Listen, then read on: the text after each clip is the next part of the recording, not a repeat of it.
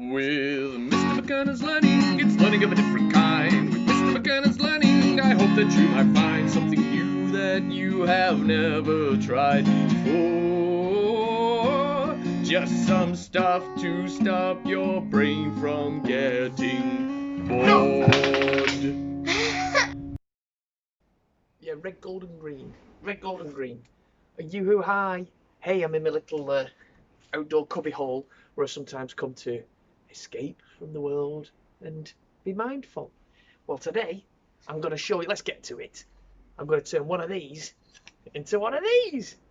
I've always wanted to learn to carve my own wooden spoon. And of course, what we talked about mindfulness and all the different areas, and one of them is to learn something new. So I've learned how to carve. I'm laughing because I'm not very good at carving, and this will only be my third try. But hey, let's give it a go. From the off, you need to know this. I'm going to be using some very dangerous tools. I've learned how to use them. I've watched many videos and been taught by people who know what to do, okay? So I've made sure that no way can I cut or hurt myself. So I'm using dangerous tools. Don't try this at home with any, definitely not with the butter knife.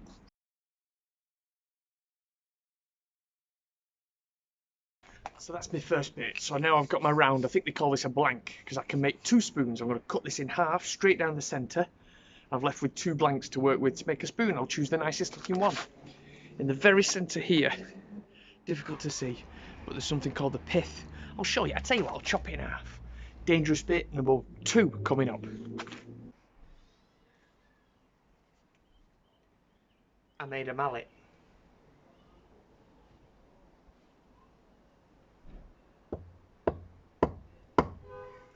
Now this will split the wood, and it uses the weight of this and not force to do so.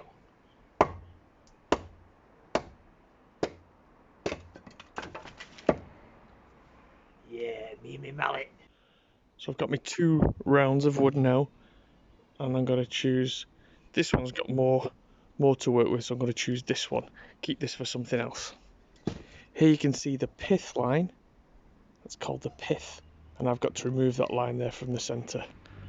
Alright, so I'm going to shave off the first 5 milli. Let's estimate 5 milli off, okay, using an axe.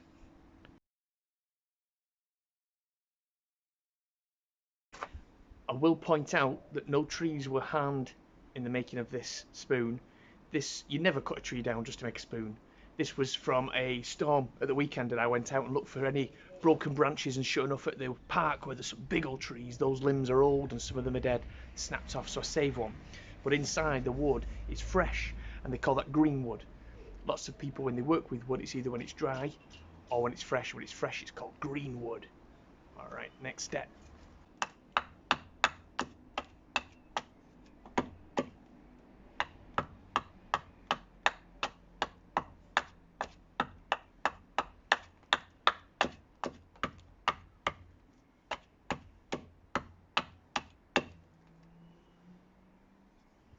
Now the axe is hard work, it's heavy, but the reason you use that is to do all the hard work first by removing all the big chunks of wood using the axe, and then you've got less to do when you start using knives for smaller strokes and just refining it, making it more detailed. Alright?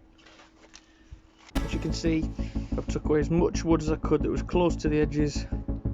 Got a little bit close on that side. Then I can start to work with that. I need to do some special cuts here, but I think I might save that for the morning.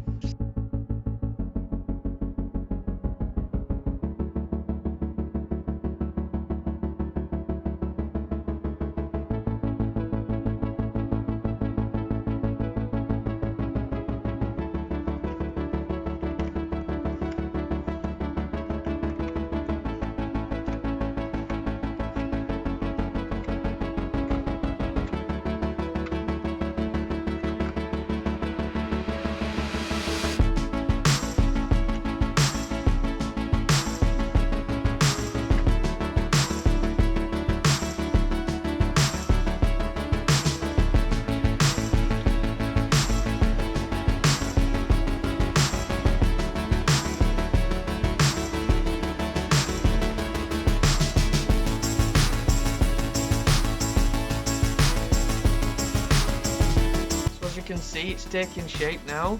It's quite a chunky one, this one. what I need to do next is take a little bit more out here to make a bit more of a bowl shape. Alright, and for that, I'm going to use my special knife. This one here. And this is going to scoop out very, very sharp at the edges. It's going to scoop that middle out. Give it a try.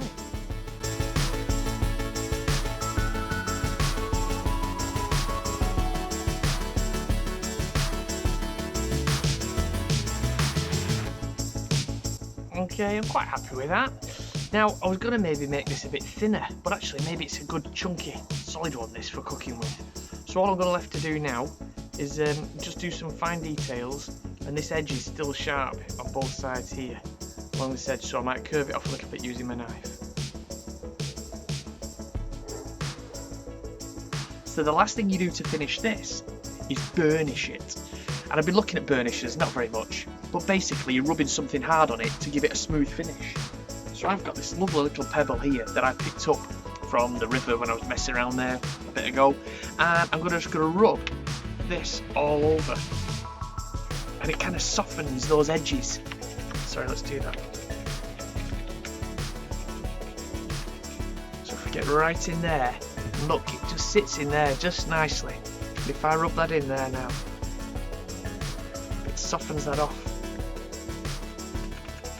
and it makes it lovely and smooth to the touch, which is nice.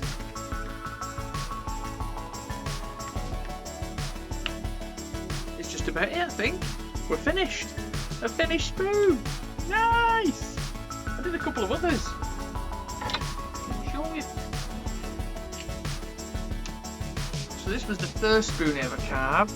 Ooh, it's a little thin one, isn't it? That. There we go. But that was nice. It was very satisfying. So I've done a chunky one.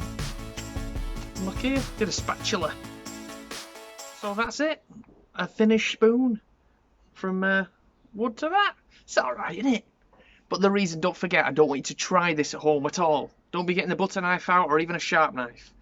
I'm an adult first of all, so my control is a much different to yours might be as a child. Just wait and take your time.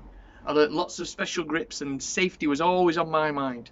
So please wait, I was just showing you that you can learn new hobbies during this time, these unusual times. So I did. There we go, a wooden spoon. Take care of yourselves and each other. Bye.